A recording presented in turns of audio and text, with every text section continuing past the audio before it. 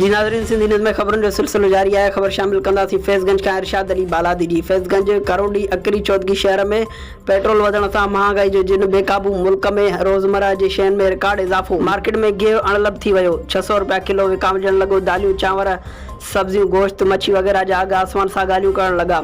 पोरे तबिके जी चेल टुटी पई। हुकूमती दवाऊं धूड़ थी वियूं। अवाम बुख, बेरोज़गारी, बदअमनी, महांगाई जे घाणे में पीसजण लॻो।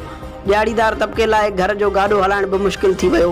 उन मौक़े ते शहरनि चयो त हिन हुकूमत जा ऐलान सिर्फ़ु ऐलान ई रहिजी विया। बदकिस्मती सां हिन मुल्क जे हुक्मरान खे आवाम लाइ को रिलीफ न आहे।